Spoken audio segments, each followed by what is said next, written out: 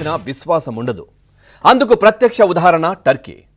భారత్ పాకిస్తాన్కు మధ్య ఉద్రిక్తతలు కొనసాగుతున్న వేళ టర్కీ పాక్కు మద్దతుగా నిలిచింది. 2023లో భూకంపంతో తీవ్రంగా నష్టపోయింది టర్కీకి భారత్ ఆపరేషన్ దోస్త్ పేరుతో సుమారు $9 లక్షల విలువైన సామాగ్రి అందించింది. ఆపత్కాలంలో భారత్ ఆపన్నహస్తం అందిస్తే చేసిన మంచి మరిచింది టర్కీ. దాయాది పాకిస్తాన్కు టర్కీ సాయం చేస్తోంది.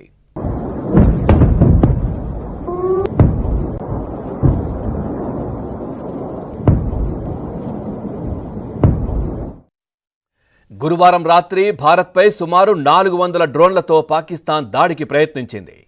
వాటిని ఇండియన్ ఆర్మీ ధీటుగా పేల్చేసింది. అయితే పాక్ ప్రయోగించిన డ్రోన్లు టర్కీకి చెందినవి.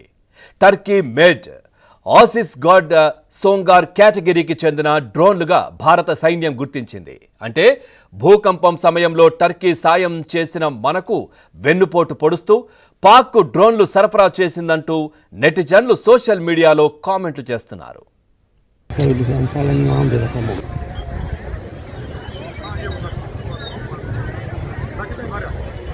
టర్కీ మొదటి నుంచి పాకిస్తాన్కు ఫుల్ సపోర్ట్గా నిలుస్తోంది. ఆపరేషన్ సింధూర్ తర్వాత పాకిస్తాన్కు మద్దతు తెలిపిన అతి కొద్ది దేశాల్లో టర్కీ ఒకటి. అంతకుముందే పాక్ కోసం భారీ యుద్ధ నౌక టీజీసీ బుయుకాడాను కరాచీ తీరానికి కూడా పంపించింది టర్కీ. సముద్రంలో గస్తీ కాయడం, జలాంతర్గాములను గుర్తించి దాడి చేయడంలో అది ఎక్స్పర్ట్.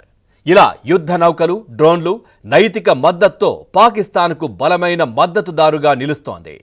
అలాంటి టర్కీకి 2023 భూకంప సమయంలో భారత్ సాయం చేయడం, ఇప్పుడది మన దేశానికి వ్యతిరేకంగా పాక్కు సపోర్ట్ చేయడంపై భారతీయులు తీవ్ర స్థాయిలో మండిపడుతున్నారు.